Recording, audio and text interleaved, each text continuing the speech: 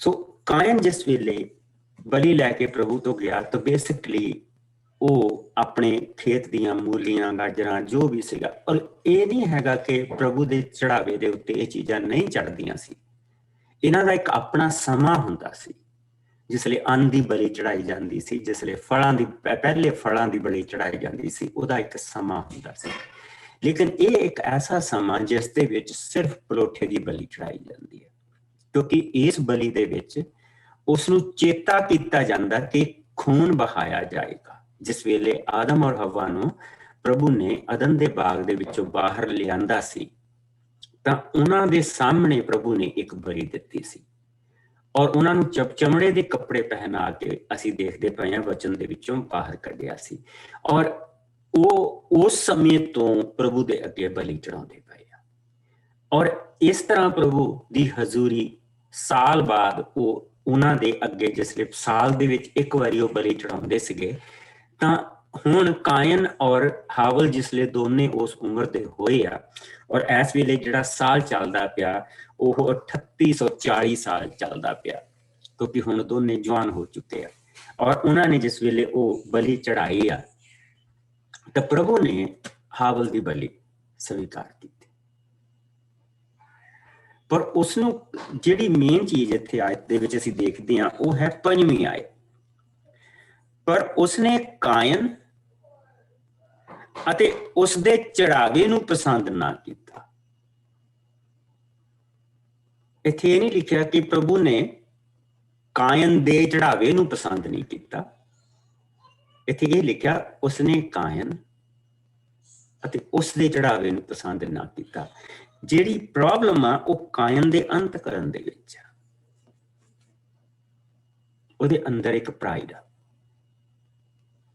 और प्राइड ये कहता कि बेशक इस साल दे इस समय दे विच प्रभु साडे कोलों पलोठे की बलि मंगदा, पर नहीं मैं अपनी मर्जी की बलि लैके जानी,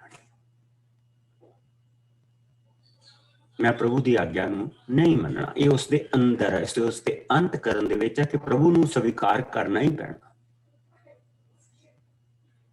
लेकिन प्रभु ने कायन दा जिहड़ा उसदा जिहड़ा उसकी जिहड़ी सोच आ उसका जिहड़ा अंत करना प्रभु ने उसनूं पसंद नहीं किया। इस ते कायन बहुत क्रोधित होया, यानी कि उसनूं नम्र होना चाहिए सी प्रभु दे अगे। प्रभु मेरी बलि नहीं पसंद की गई, माफी दे विच होना चाहिए सी। और सब तो पहला असीं इत्थे क्रोध जिहड़ा बाइबल दे विच शब्द आउंदा वो इत्थे असीं पहली बारी पढ़दे। क्रोध ने अपनी एंट्री कर ली, वो बहुत क्रोधित होया, कहदे ते प्रभु ते भी क्रोधित होया और अपने भरा ते भी क्रोधित होया। उन्हें कुछ नहीं किया,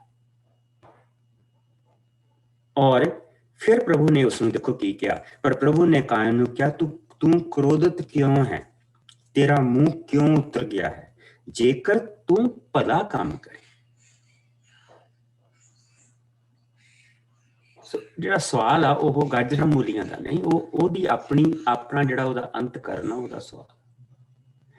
जे तू भला काम करें, भला काम अच्छा जेकर तू भला काम करें तो तू सत्कृत किया जाएगा, पर जेकर तू भला काम नहीं करेगा तो पाप तेरे अगे अगे रहिंदा है, वो तेरे ते राज करना चाहता है, अथवा तैनू उस उत्ते काबू पाना चाहिए है। सो क्रोध दे नाल पाप, और प्रभु ने उसनूं कहा कि वो तेरे ते राज करना चाहता, तेरे तेरे दरवाजे ते, जिद्दां कि इत्थे ट्रस्ट शब्द आ ना असल दे विच, वो जिस तरह कि कोई नौंदरा नहीं मारदा हुंदा दरवाजे ते, तेरे दरवाजे ते उन्हें नौंदरा मारता पिया पाप ऐसे, पर तैनू उसके उत्ते काबू पाना चाहिए। की प्रभु उसनूं कह रहा, बी हंब, नम्र हो जा, नम्रता दे नाल नम्रता दे नाल अपनी खुदी ना मैनू दिखा। वो प्रभु नूं यह कह रहा कि खुदा नूं मेरी खुदी जड़ी ना वो स्वीकार करनी पैनी। इस माई वे और हाई वे। पर प्रभु कह रहा कि वो जिहड़ा तेरे अंदर एटीट्यूड है उस दे विच प्रॉब्लम। सो प्रभु ने कायन ते उसदे चढ़ावे नूं पसंद नहीं कीता। कायन दा जिहड़े अंदर दा जिहड़ा अंतकरण आ उसनूं दसदा पिया कि तेरे अंदर बुराई है और तू आया पछतावे दी बलि लैके, लेकिन तेरे अंदर क्रोध, अहंकार, इसनूं इस दे उत्ते काबू पा। और असीं देखते पे हैं कि प्रभु की आवाज किद्दां आ रही, प्रभु की आवाज सुनाई दे रही है।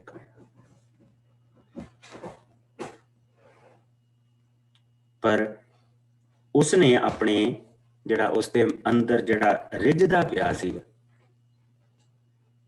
ਉਹ अंदरों उसके गया नहीं।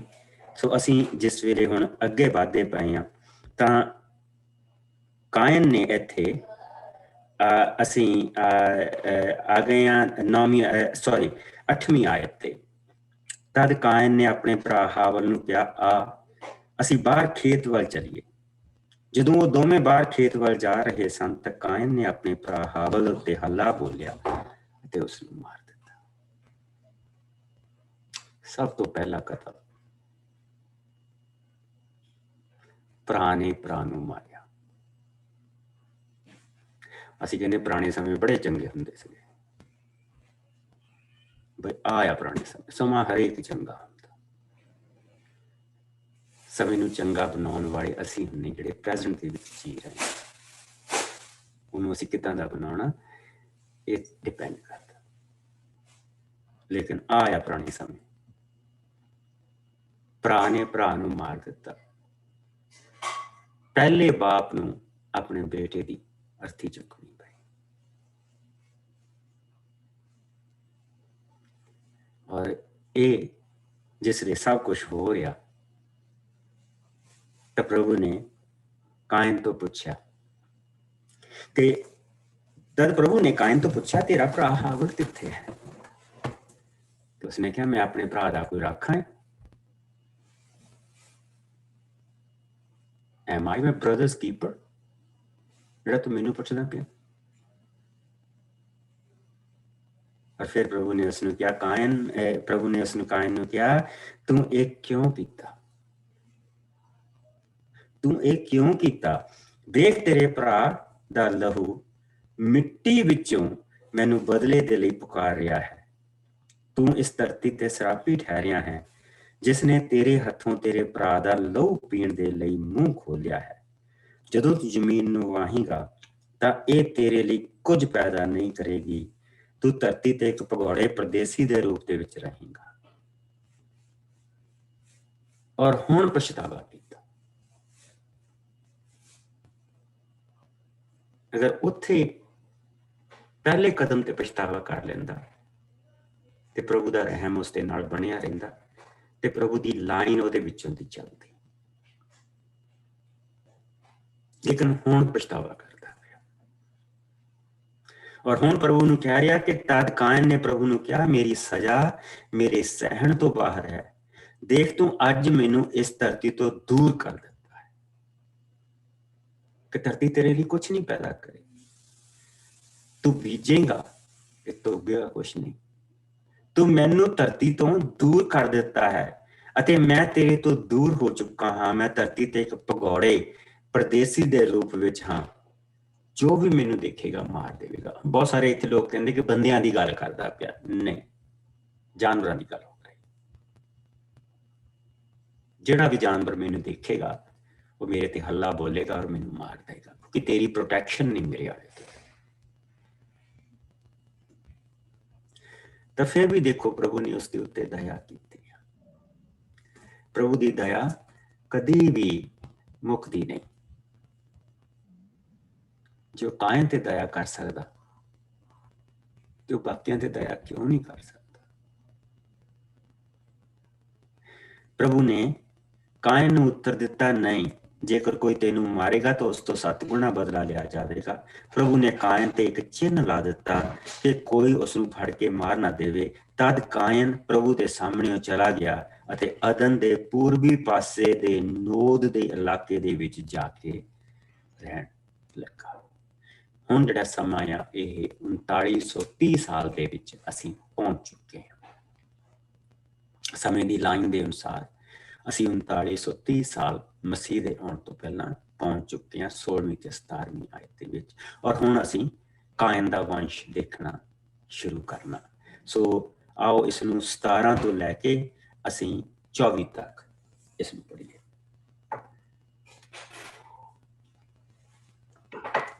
मैं पढ़ ले मास्टर जी। कायन दा वंश। कायन ने अपनी पत्नी नाल संग कीता ते उसने एक पुत्र नू जन्म दिता जिस दा नाम उसने हनोक रखा। फिर कायन ने एक नगर बसाया जिस दा नाम उसने अपने पुत्र दे नां ते हनोक रखा। हनोक दा पुत्र इराद, इराद दा महुयाएल, महुयाएल दा मथुसाएल अते मथुसाएल दा पुत्र लामक सी। लामक दियां दो पत्नियां सन, एक दा नां अदा ते दूजी दा जला सी। अदा दे एक पुत्र दा नां जावल सी ते जावल दी संतान पशु पालन दा काम करदी ते तंबूआं विच रहिंदी सी। अदा दे दूजे पुत्र दा नां जूबल सी। जूबल दी संतान बरबत ते बीन वजाउण दा काम करदी सी। जला दे पुत्र दा नां तुबल कायन सी। ਉਹ ਪਿੱਤਲ ਦੇ ਹਰ ਤਰ੍ਹਾਂ ਦੀ ਸੰਦ ਬਣਾਉਂਦਾ ਸੀ। ਉਸ ਦੀ ਭੈਣ ਦਾ ਨਾਂ ਨਮਾ ਸੀ। ਲਾਮਕ ਨੇ ਆਪਣੀਆਂ ਪਤਨੀਆਂ ਨੂੰ ਕਿਹਾ, ਅਦਾ ਅਤੇ ਜਲਾ ਮੇਰੀ ਗੱਲ ਸੁਣੋ। ਮੇਰੇ ਹੱਥੋਂ ਇੱਕ ਨੌਜਵਾਨ ਦੀ ਮੌਤ ਹੋਈ ਹੈ ਜਿਸ ਨੇ ਮੇਰੇ ਤੇ ਹੱਲਾ ਬੋਲ ਕੇ ਮੈਨੂੰ ਜ਼ਖਮੀ ਕੀਤਾ ਹੈ। ਪਰ ਜੇਕਰ ਕਾਇਨ ਦੇ ਮਾਰਨ ਵਾਲੇ ਤੋਂ 7 ਗੁਣਾ ਬਦਲਾ ਲਿਆ ਜਾਵੇਗਾ ਤਾਂ ਮੇਰੇ ਮਾਰਨ ਵਾਲੇ ਤੋਂ 70 ਗੁਣਾ ਬਦਲਾ ਲਿਆ ਜਾਵੇਗਾ। सो इसका की मतलब होया? सो असी उसकी एक लीनियज देखते पे हैं और इस लीनियज दे विच असी एक उसका जिहड़ा पुत्र आ उसका नाम ईनोख आ और उसने उहदे नां दे उत्ते शहर बसाया और फिर उसदियां गां औलादां दियां औलादां असी देखते पे हैं। सो असी बेसिकली हुण की देखते पे हैं? Let me share it with you.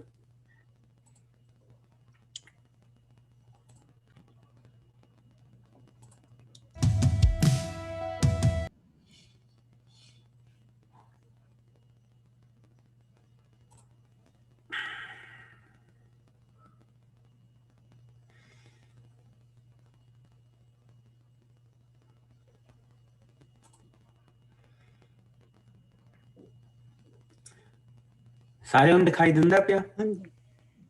अच्छा, सो हुण असीं देखदे पए कि उत्थों एक लीनियज तुर पई आ। सो इधरले पासे असीं देखदे पए आ कि केन दी एक अपनी लाइन शुरू हो चुकी आ। उस तो ਜਿਹੜੇ पैदा होए आ सारे जाने, ਜਿਹੜੇ ਉਸਦੇ ਬੱਚੇ ਆ, ਬੱਚਿਆਂ ਦੇ ਕੰਮ ਬੱਚੇ ਆ ਔਰ ਜਿਹੜੇ ਉਹ ਕੰਮ ਕਰਦੇ ਉਹਨਾਂ ਦੀ ਸਾਰਿਆਂ ਦੀ ਇੱਕ ਪਾਸੇ ਇੱਕ ਵੱਖਰੀ ਕੌਮ ਤਿਆਰ ਹੋ ਰਹੀ ਹੈ। लेकिन असीं आ एक ब्लड लाइन देखते पे जिहड़ी चली आ रही है। इस ब्लड लाइन दे विच हुण असीं उस ब्लड लाइन नूं पढ़ांगे। ये प्रभु यसु मसीह दी लीनियज तुरी आ रही है। इस लाइन दे विच ये वो सारे नाम जिहड़े असीं लूका दी अंजील दे 3रे भाव दे विच और मत्ती दे विच असीं एक्चुअली अब्राहम तो पढ़दे हां, लेकिन लूका दे 3रे भाव तो जिहड़े असीं सारे नाम पढ़दे हां वो इस लीनियज तो शुरू हुंदे आ और ये प्रभु दे लहू दी वो लाइन जिहड़ी चलदी आ रही आ। ये जिहड़ी लाइन आ इस लाइन ते साडी हमेशा अख लगी रहेगी क्योंकि ये बेसिकली मेन लाइन जिस दे विच प्रभु दा रहम साडे तक पहुंचा और साडे तक प्रभु दी जिहड़ी दया पहुंची है।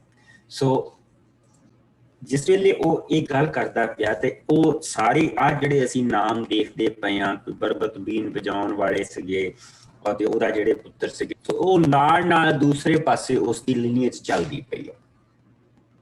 सो इधरले पासे भी लीनियज शुरू हो चुकी है, वो भी बराबर नाल नाल चलदी पई है। सो असीं हुण जिहड़ी प्रभु दी जिहड़ी लीनियज आ उस नूं असीं हुण पढ़ांगे। जिहड़ा प्रभु दे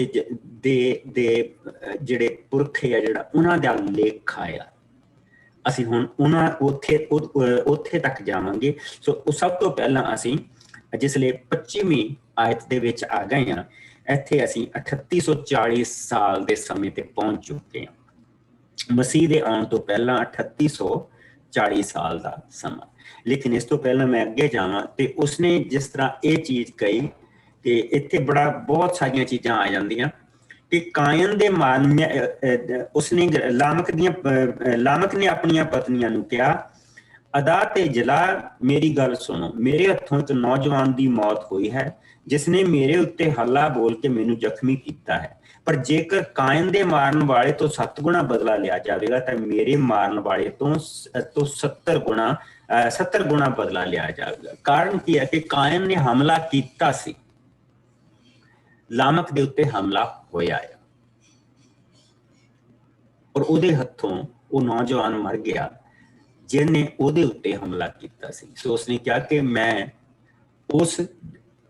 ਲੇਕਿਨ ਜਿਹੜੀ ਸਾਨੂੰ ਬਾਈਬਲ ਦੇ ਵਿੱਚ ਜਿਹੜੀ ਚੀਜ਼ ਸਾਨੂੰ ਦਿਖਾਈ ਜਾ ਰਹੀ ਆ ਉਹ ਇਹ ਦਿਖਾਈ ਜਾ ਰਹੀ ਆ ਕਿ ਸਮੇਂ ਦੇ ਸ਼ੁਰੂ ਤੋਂ ਹੀ ਕਤਲ ਹੋਣੇ ਸ਼ੁਰੂ ਹੋ ਗਏ ਸੀ ਔਰ ਬਹਾਨੇਬਾਜ਼ੀ ਨਾਲ ਸ਼ੁਰੂ ਹੋ ਗਈ ਸੀ। ਬਹਾਨੇਬਾਜ਼ੀ ਵੀ ਨਾਲ ਸ਼ੁਰੂ ਹੋ ਗਈ ਸੀ ਕਿਉਂਕਿ ਇਹ ਜਿਹੜੀ ਕੌਮ ਆ, ਇਸ ਦਾ ਲੇਖਾ ਬੜੀ ਜਲਦੀ ਆ ਰਿਹਾ।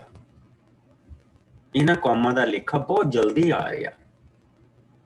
ਸੋ ਪ੍ਰਭੂ ਨੇ ਇਹਨਾਂ ਨੂੰ ਇਹ ਮੌਕਾ ਦਿੱਤਾ ਹੈ। ਜੇ ਪ੍ਰਭੂ ਚਾਹੁੰਦਾ ਤੇ ਉਸ ਨੂੰ ਕਾਇਨ ਨੂੰ ਮਾਰ ਸਕਦਾ ਸੀ, ਲੇਕਿਨ ਨਹੀਂ, ਉਸ ਨੂੰ ਵੀ ਪ੍ਰਭੂ ਨੇ ਮੌਕਾ ਦਿੱਤਾ। ਅਗਰ ਸਾਨੂੰ ਮੌਕਾ ਨਾ ਮਿਲਦਾ ਤਾਂ ਅਸੀਂ ਪ੍ਰਭੂ ਕੋਲ ਆ ਸਕਦੇ ਸੀ? ਕਦੇ ਵੀ ਨਹੀਂ ਆ ਸਕਦੇ ਸੀ। ਸੋ ਪ੍ਰਭੂ ਨੇ ਪਤਾ ਨਹੀਂ ਕੀ ਕੁਛ ਸਾਡਾ ਸਾਇਆ, ਲੇਕਿਨ ਉਹ ਸਾਨੂੰ ਮੌਕੇ ਤੋਂ ਬਾਅਦ ਮੌਕਾ ਦਿੰਦਾ ਗਿਆ ਔਰ ਆਖਰ ਅਸੀਂ ਪ੍ਰਭੂ ਦੀ ਹਜ਼ੂਰੀ ਦੇ ਵਿੱਚ ਆ ਗਏ। ਇਹ ਚੀਜ਼ ਆ। ਸੋ ਆਓ ਅਸੀਂ 25-26 ਆਇਤ ਮੈਂ ਪੜ੍ਹ ਦਿੰਦਾ। ਕਹਿੰਦਾ, ਤਦ ਆਦਮ ਤੇ ਉਸਦੀ ਪਤਨੀ ਤੇ ਘਰ ਇੱਕ ਹੋਰ ਪੁੱਤਰ ਨੇ ਜਨਮ ਲਿਆ। ਇਸ ਤੇ ਹਵਾ ਨੇ ਕਿਹਾ, ਪਰਮੇਸ਼ਰ ਨੇ ਹਾਵਲ ਦੀ ਥਾਂ ਮੈਨੂੰ ਇੱਕ ਹੋਰ ਪੁੱਤਰ ਦਿੱਤਾ ਹੈ ਜਿਸ ਨੂੰ ਕਾਇਨ ਨੇ ਮਾਰ ਦਿੱਤਾ ਸੀ। ਇਸ ਲਈ ਉਸ ਨੇ ਉਸ ਦਾ ਨਾਮ ਸੈਥ ਰੱਖਿਆ।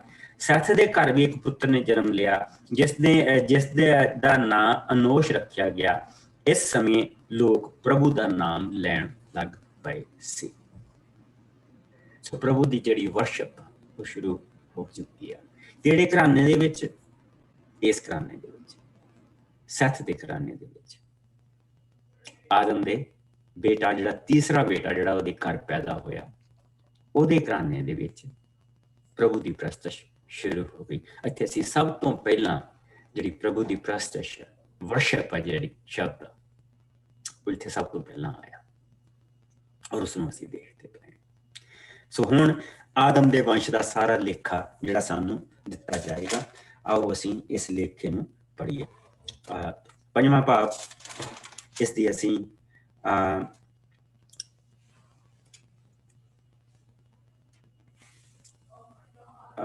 ਇਸ ਸਾਰੇ ਨੂੰ ਪੜ੍ਹ ਦਿੰਦੇ ਹਾਂ।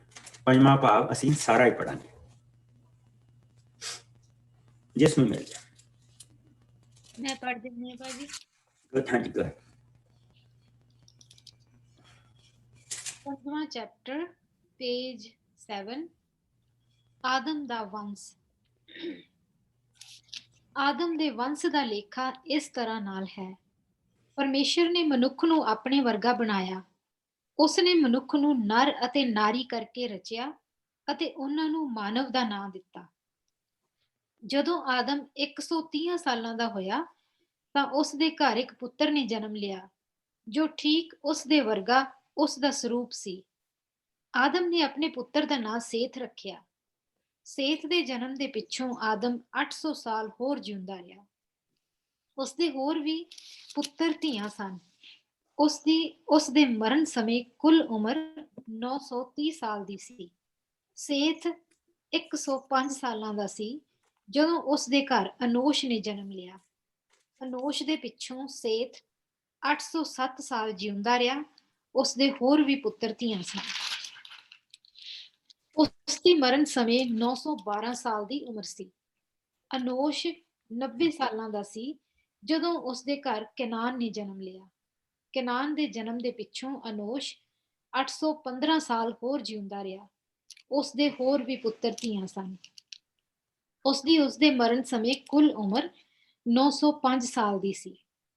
ਕਨਾਨ 70 ਸਾਲਾਂ ਦਾ ਸੀ ਜਦੋਂ ਉਸ ਦੇ ਘਰ ਮਹਲੇਲ ਨੇ ਜਨਮ ਲਿਆ।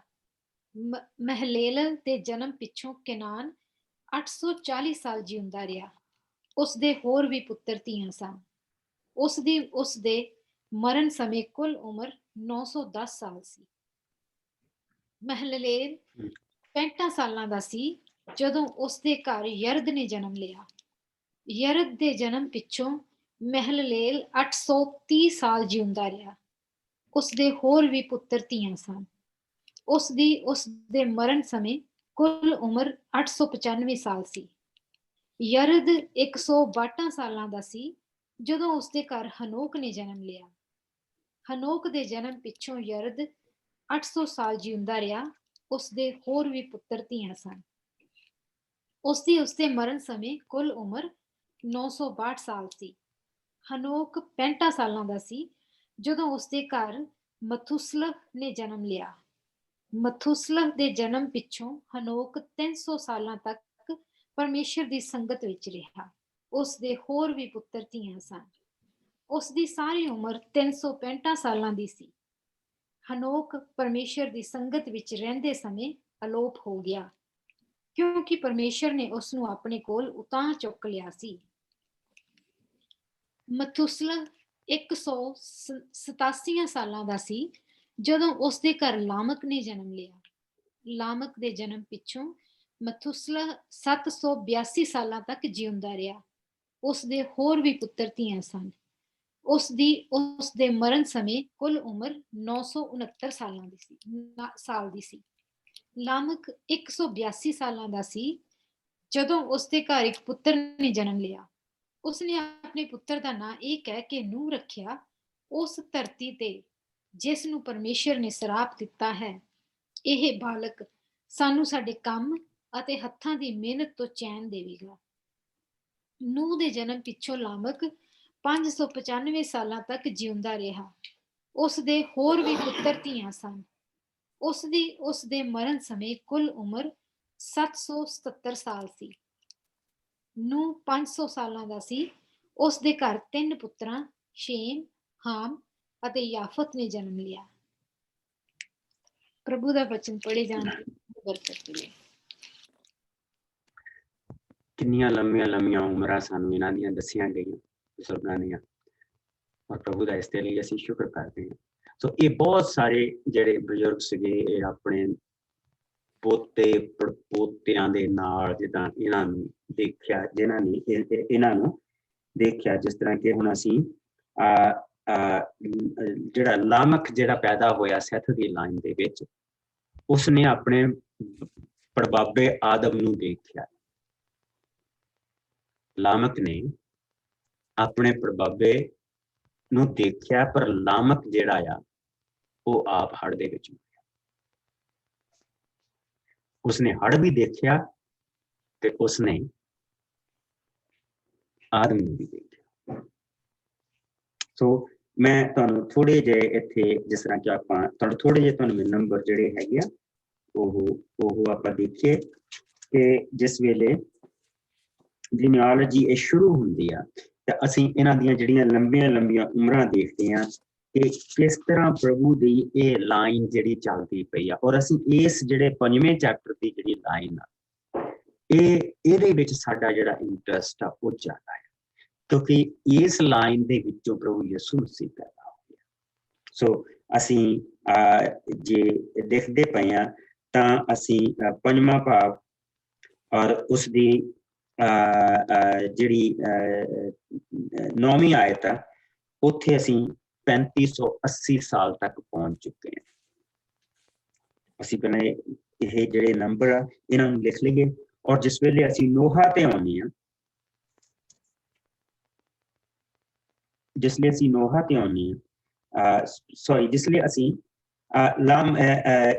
ਆਉਂਦੇ ਹਾਂ 24ਵੀਂ ਆਇਤ ਤੋਂ ਪਹਿਲਾਂ ਅਸੀਂ 2988 ਸਾਲ ਤੱਕ ਪਹੁੰਚ ਚੁੱਕੇ ਹਾਂ।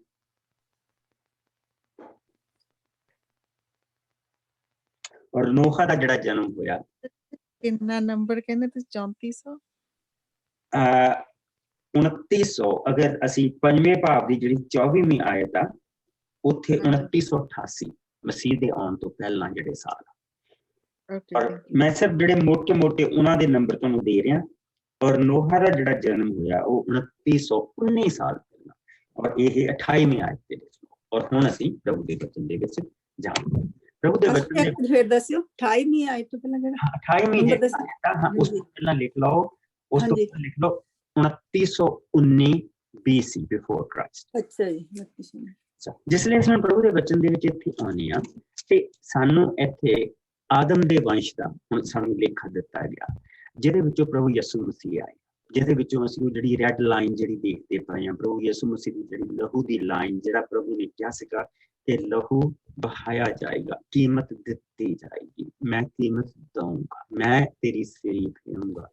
ਉਹ ਜਿਹੜੀ ਲਹੂ ਦੀ ਲਾਈਨ ਆ ਉਹ ਚੱਲੀ, ਔਰ ਉਹ ਕਿਉਂਕਿ ਹਾਵਲ ਰਿਹਾ ਨਹੀਂ, ਕਾਇਨ ਉਸਦੇ ਯੋਗ ਨੇ, ਔਰ ਹੁਣ ਪ੍ਰਭੂ ਨੇ ਆਦਮ ਨੂੰ ਇੱਕ ਹੋਰ ਪੁੱਤਰ ਦਿੱਤਾ। ਔਰ ਅਸੀਂ ਇਸ ਪੰਜਵੇਂ ਭਾਵ ਦੇ ਵਿੱਚ ਅਸੀਂ ਉਸ ਦਾ ਲੇਖਾ ਪੜ੍ਹਨਾ ਸ਼ੁਰੂ ਕਰਦੇ ਹਾਂ। ਔਰ ਇਸ ਲੇਖੇ ਦੇ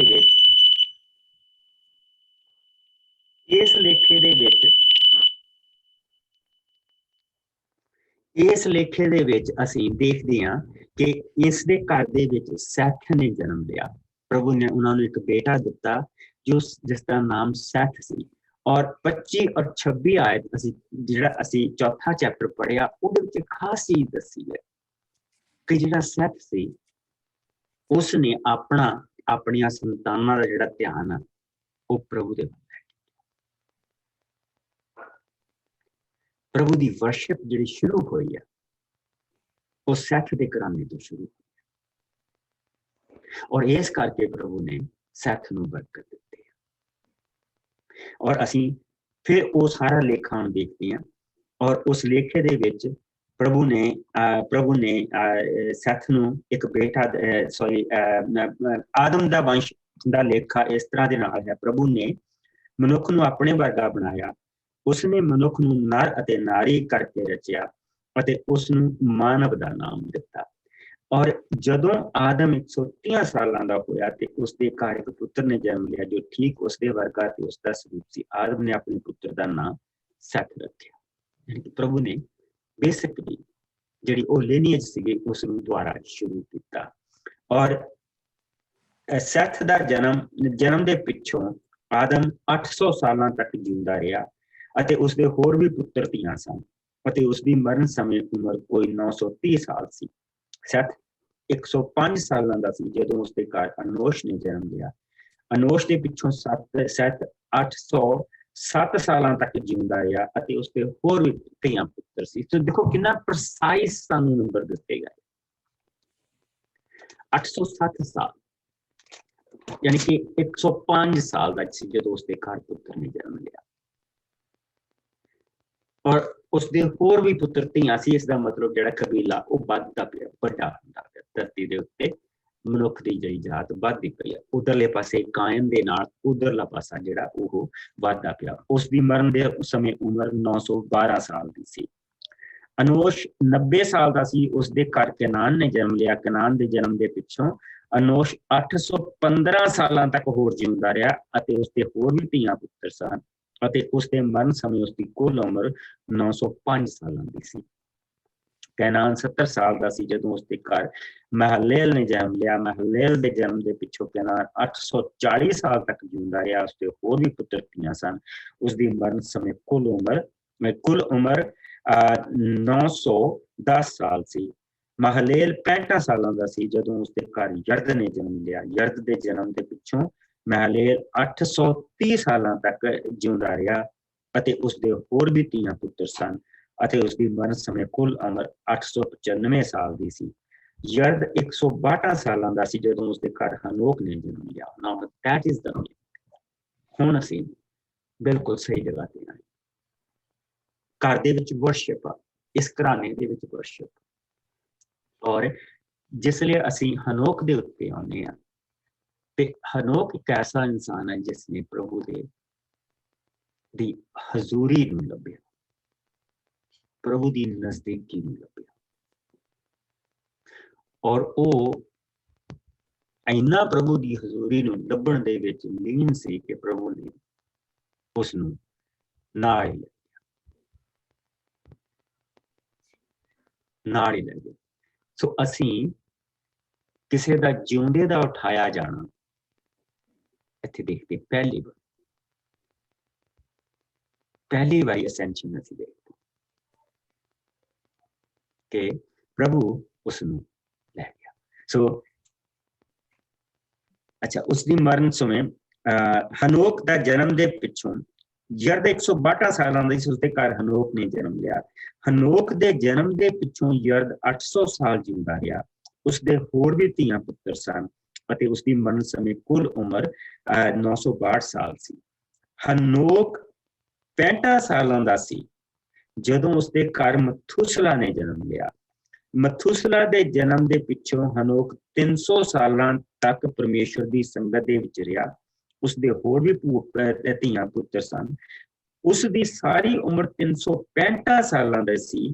हनोक परमेश्वर की संगत विच रहिंदे समय अलोप हो गया क्योंकि परमेश्वर ने उसनूं अपने कोल उतार।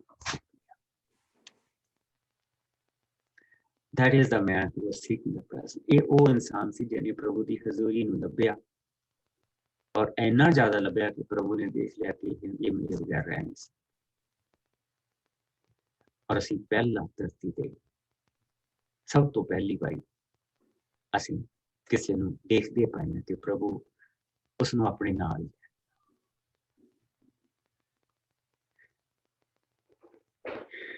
मथुसला 187 साल का सी। उसके घर लामक ने जन्म लिया। लामक के जन्म के पिछों मथुसला और लामक का जिथे जन्म होया इत्थे एक्चुअली आदम मरे। आदम की जिहड़ी मौत आ वो इत्थे हुई। सो आदम हाले जिउंदा आ जिस वेले इनोक उठा लिया गया, हनोक उठा लिया गया प्रभु की हजूरी दे विच। उसने सारियां चीज़ां देखियां। लामक के जन्म के पिछों मथुसला 782 साल तक जिउंदा रहा। उसके होर भी धीआं पुत्र सन। उसकी मरण समय कुल उम्र 969 साल की सी। लामक 182 साल का सी जदों उसके घर एक पुत्र ने जन्म लिया अते उसने उसका नाम यह कह के नूह रखिया कि उस धरती ते जिसनूं परमेश्वर ने श्राप दिता है, ये बालक सानू साडे काम अते हत्थां दी मेहनत तो चैन देगा। और जिहड़ा एक होर यहूदियां दा उन्हां दे जिहड़े दूसरे ग्रंथ उसदे विच इह दस्सिया जांदा कि जिस वेले नूह पैदा होया सी उसके चेहरे ते एक रौनक सी, एक ऐसी रौनक सी जिसनूं हरेक देखण वाला कहंदा सी कि यह बालक कुछ नवीं चीज करेगा, ये साडे वर्गा। एक ऐसी हजूरी और एक ऐसी प्रभु की उसके चेहरे के उत्ते रौनक सी उहदे जन्म तो ही हर एक इंसान ये कह रहा सी कि ये कोई खास बच्चा है। और इस करके उन्होंने अपना जिहड़ा ध्यान आ वो वापस उस श्राप दे वल नूं लैके गए और वो सोच रहे आ कि इहो ही बालक आ, इहो ही बालक आ जिहड़ा उस श्राप तो सानू छुटकारा देगा। उन्होंने वो चीज भुली नहीं है। साडे हत्थां दी मेहनत तो सानू चैन दवावेगा। नूह दे जन्म दे पिछों लामक 595 साल तक जिउंदा रहा। उसके होर भी धीआं पुत्र सन। उसकी मरण समय कुल उम्र 777 साल की सी। नूह की उम्र 500 साल की सी। उसके घर 3 पुत्रां ने शेम, हाम अते याफत ने जन्म लिया।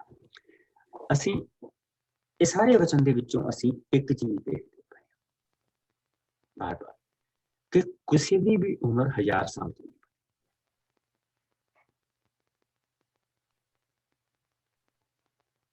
किसी की भी उम्र 1000 साल की उम्र, क्योंकि परमेश्वर का एक दिन 1000 साल के बराबर। ਔਰ ਜਿਸ ਵੇਲੇ ਉਸਨੇ ਕਿਹਾ ਸੀ ਕਿ ਜਿਸ ਦਿਨ ਤੂੰ ਇਸ ਦਾ ਫਲ ਖਾਵੇਂਗਾ ਉਸ ਦਿਨ ਤੂੰ ਮਰ ਜਾਵੇਂਗਾ। ਸੋ ਪੂਰਾ ਦਿਨ ਕੋਈ ਵੀ ਨਹੀਂ ਜੀਆ।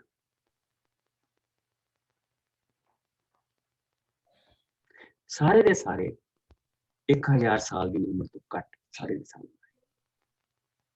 ਲਾਗੇ ਪਹੁੰਚੇ, ਪਰ 1000 ਸਾਲ ਨਹੀਂ ਕਿਸੇ ਨੇ ਪੂਰਾ ਕੀਤਾ। ਜਿਸ ਦਿਨ ਤੂੰ ਪਾਪ ਕਰੇਗਾ ਉਸ ਦਿਨ ਤੂੰ ਮਰ ਜਾ। ਸੋ ਸਰੀਰਕ ਤੌਰ ਤੇ ਵੀ उसकी मौत हुई, आत्मिक तौर ਤੇ ਵੀ उसकी मौत हुई, ਪਰ ਪ੍ਰਭੂ ਦਾ ਸ਼ੁਕਰ ਹੈ ਸੱਚ ਦੇ ਲਈ ਜਿਹੜਾ ਆਪਣੇ ਘਰਾਣੇ ਦੇ ਵਿੱਚ ਵਰਸ਼ਿਪ ਵਾਪਸ ਲੈ ਕੇ ਆਇਆ ਪ੍ਰਭੂ ਦੀ, ਪਰ ਉਸ ਦੇ ਨਾਲ ਘਰਾਣੇ ਦੇ ਉੱਤੇ ਮੁੜ ਕੇ ਬਰਕਤ ਆਈ। ਔਰ ਹੁਣ ਉਹਨਾਂ ਦੇ ਘਰ ਇੱਕ ਬੱਚਾ ਪੈਦਾ ਹੋਇਆ ਨੂਹ।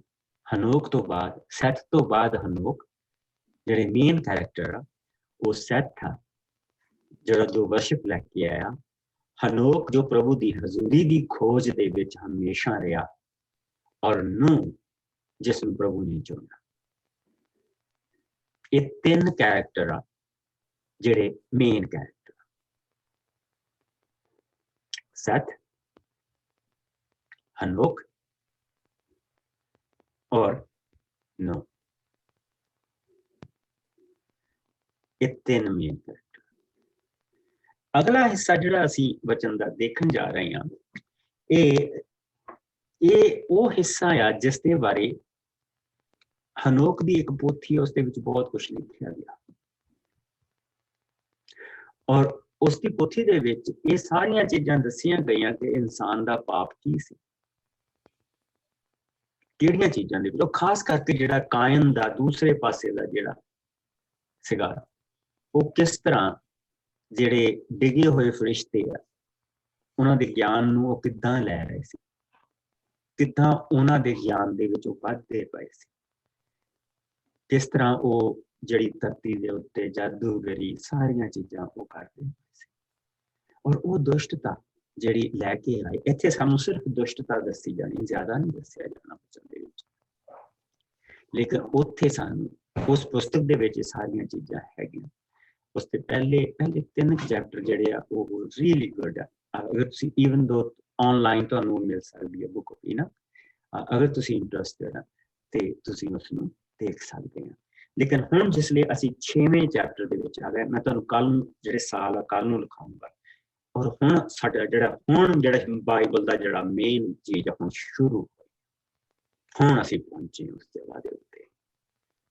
ਔਰ ਇੱਥੇ ਆ ਕੇ ਅਸੀਂ ਇਹ ਦੇਖਦੇ ਪਏ ਹਾਂ ਕਿ ਪ੍ਰਭੂ ਤੇ ਭਰੋਸਾ ਕਰਨ ਵਾਲੇ ਤੇ ਪ੍ਰਭੂ ਤੇ ਜਿਹੜੇ ਭਰੋਸਾ ਨਹੀਂ ਕਰਦੇ, ਉਹਨਾਂ ਦੇ ਵਿੱਚ ਫਰਕ ਕੀ ਹੈ। ਸੋ ਆਓ ਅਸੀਂ 6ਵੇਂ ਚੈਪਟਰ ਦੇ ਵਿੱਚੋਂ ਹੁਣ ਅਸੀਂ ਦੇਖਾਂਗੇ ਉਸ ਦੀਆਂ ਪਹਿਲੀਆਂ 8 ਆਇਤਾਂ।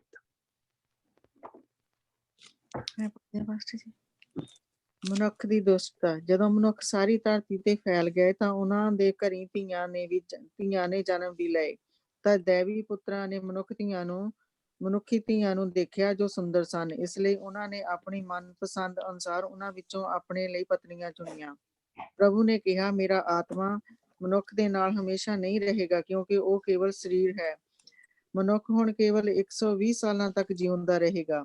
ਉਹਨਾਂ ਦਿਨਾਂ ਵਿੱਚ ਉੱਥੇ ਦੈਤ ਰਹਿੰਦੇ ਸਨ ਜੋ ਦੇਵੀ ਪੁੱਤਰਾਂ ਦੇ ਮਨੁੱਖੀ ਧੀਆਂ ਨਾਲ ਸੰਗ ਕਰਨ ਤੋਂ ਪੈਦਾ ਹੋਏ ਸਨ।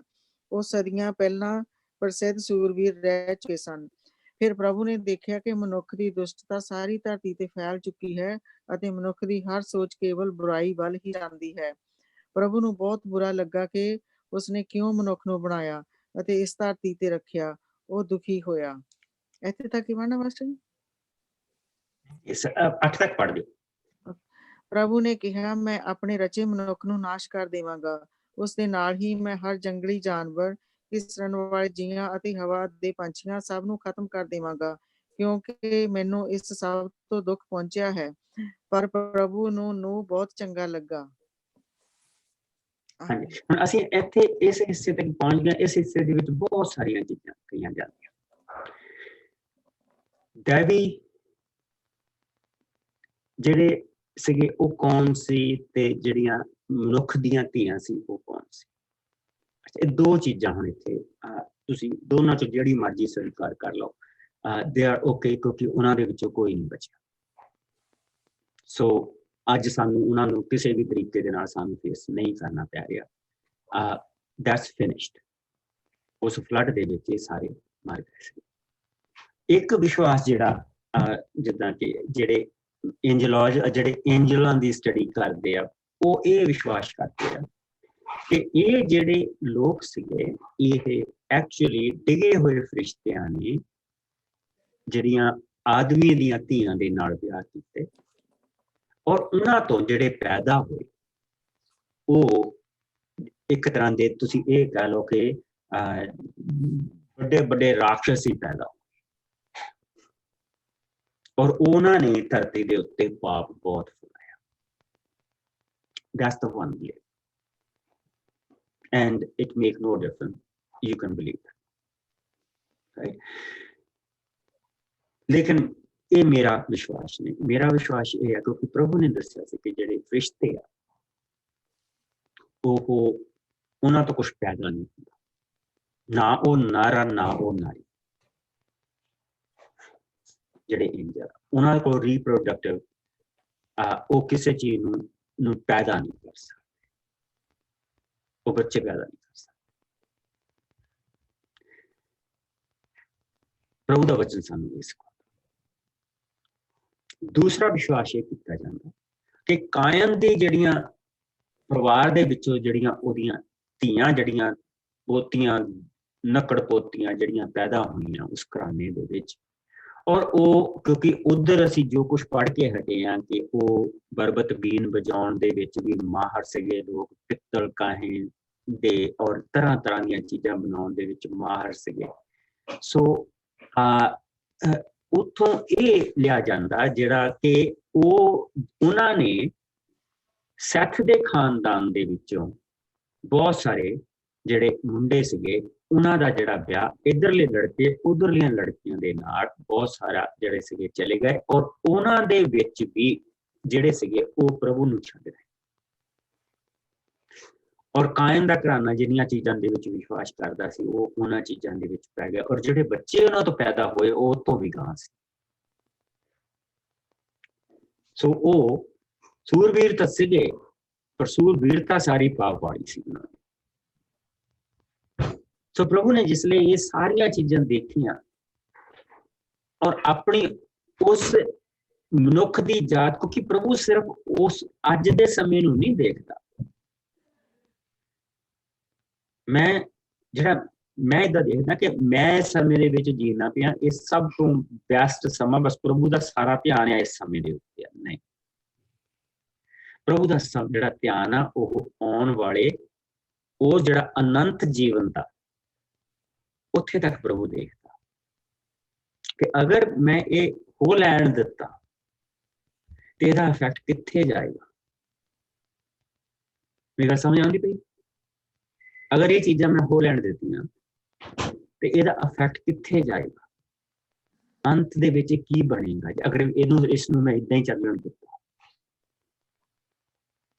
ਸੋ ਪ੍ਰਭੂ ਨੇ ਜਿਸ ਲਈ ਉਹ ਸਾਰੀਆਂ ਚੀਜ਼ਾਂ ਦੇਖੀਆਂ ਔਰ ਦੇਖਿਆ ਕਿ ਇਹ ਜੇ ਫੈਲਦਾ ਚਲਾ ਗਿਆ, ਇਹ ਥੋੜਾ ਜੇ ਫੈਲਦਾ ਹੀ ਚਲਾ ਗਿਆ, ਤੇ ਇਹ ਜਿਹੜੀ ਉਹ ਮਾਫੀ ਦੀ ਜਿਹੜੀ ਲਾਈਨ ਚੱਲਦੀ ਪਈ ਆ, ਇਹਦਾ ਅਸਰ ਉਹਦੇ ਤੇ ਵੀ ਹੋ ਜਾਣਾ। ਸੋ ਪ੍ਰਭੂ ਨੇ ਮੁਕਤੀ ਨੂੰ ਬਚਾਉਣ ਦੇ ਲਈ, ਸਾਡੀ ਮੁਕਤੀ ਨੂੰ ਬਚਾਉਣ ਦੇ ਲਈ ਪ੍ਰਭੂ ਨੇ ਇਹ ਕਦਮ ਜਿਹੜਾ ਚੁੱਕਣ ਜਾ ਰਿਹਾ, ਉਸ ਕਦਮ ਨੂੰ ਚੁੱਕਣ ਜਾ ਰਿਹਾ। ਔਰ ਇਹ ਪ੍ਰਭੂ ਦੀ ਦਇਆ ਹੈ, ਔਰ ਇਹ ਪ੍ਰਭੂ ਕੋ ਬਹੁਤ ਖੁਸ਼ੀ ਦੇ ਨਾਲ ਨਹੀਂ ਕਰਦਾ ਪਿਆ। ਪ੍ਰਭੂ ਦਾ ਵਚਨ ਦੱਸਦਾ ਕਿ ਉਸਨੇ ਬੜੇ ਦੁੱਖ ਦੇ ਨਾਲ, ਉਸਦਾ ਜਿਹੜਾ ਮਨ ਉਹ ਦੁੱਖ ਦੇ ਨਾਲ ਭਰਿਆ ਕਿ ਇਸ ਨੂੰ ਹੁਣ ਮੈਨੂੰ ਖਤਮ ਕਰਨਾ ਪਿਆ। ਉਸਦਾ ਮਨ ਪੂਰੇ ਕਸ਼ਟ ਦੇ ਵਿੱਚ ਹੈ, ਔਰ ਇਹ ਪ੍ਰਭੂ ਦੀ ਸਭ ਤੋਂ ਵੱਡਾ ਰਹਿਮ। ਲੇਕਿਨ ਅਸੀਂ ਇਹ ਨਹੀਂ ਦੇਖਦੇ ਕਿ ਸਭ ਕੁਝ ਹੀ ਲੋਸਟ ਹੈ।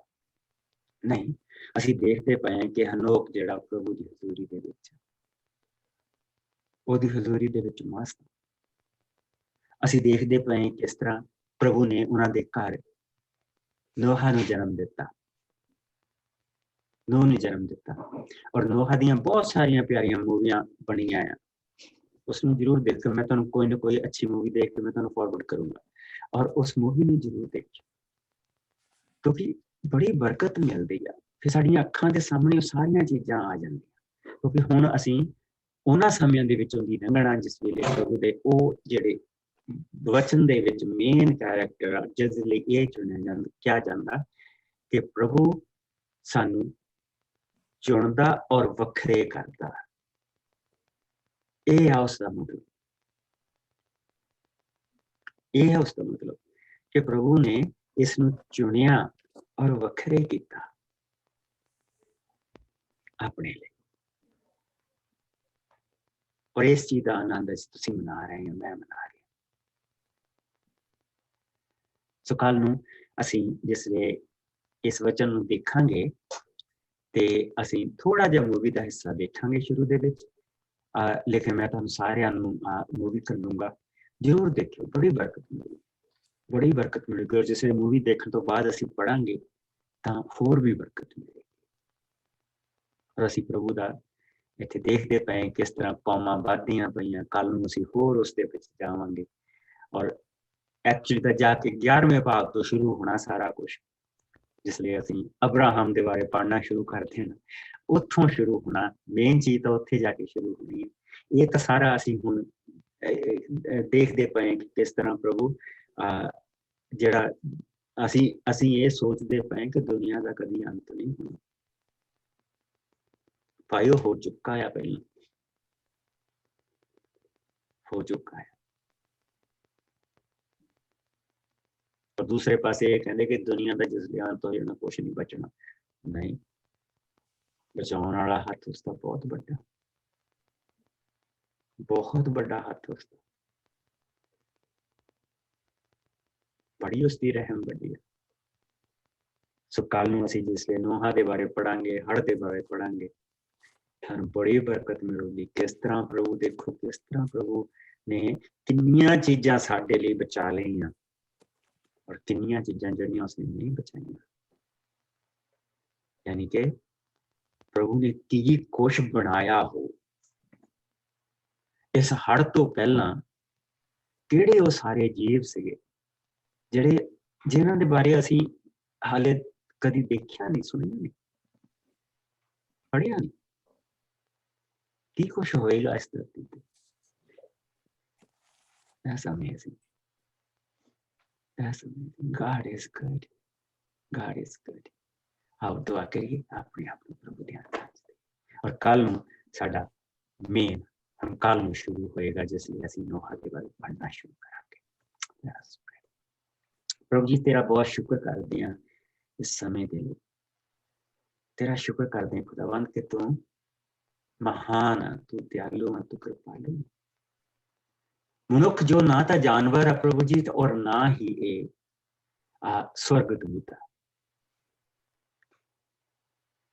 ਪਰ ਦੋਨਾਂ ਦੇ ਗੱਭੇ ਇੱਕ ਐਸਾ ਪ੍ਰਭੂ ਜੀ ਤੂੰ ਜਨ ਰਚਿਆ ਜੋ ਦੇਖਣ ਨੂੰ ਤੇਰੇ ਵਿੱਚ,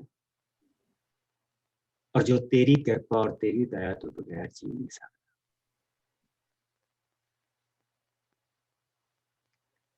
ਇਹ ਤੇਰੀ ਅਜੀਬ ਰਚਨਾ ਆ ਪ੍ਰਭੂ ਜੀ, ਜੋ ਤੇਰੇ ਤੋਂ ਦੂਰ ਹੋ ਕੇ ਪ੍ਰਭੂ ਜੀ ਵਿਨਾਸ਼ ਦਾ ਕਾਰਨ ਬਣ ਜਾਂਦੀ ਹੈ, ਔਰ ਤੇਰੇ ਵਿੱਚ ਆ ਕੇ ਪ੍ਰਭੂ ਜੀ ਤੇਰੇ ਨਾਮ ਨੂੰ ਉੱਚਾ ਕਰਨ ਦਾ ਕਾਰਨ ਬਣ ਜਾਂਦੀ। ਤੇਰੀ ਮਹਾਨ ਰਚਨਾ ਚ ਪ੍ਰਭੂ ਜੀ ਜਿਉਂਦੇ ਉਠਾ ਲਈ ਜਾਂਦੀ ਹੈ। ਕਿਆ ਤੂੰ ਮਨੁੱਖ ਬਣਾਇਆ, ਤੇਰਾ ਸ਼ੁਕਰ ਹੈ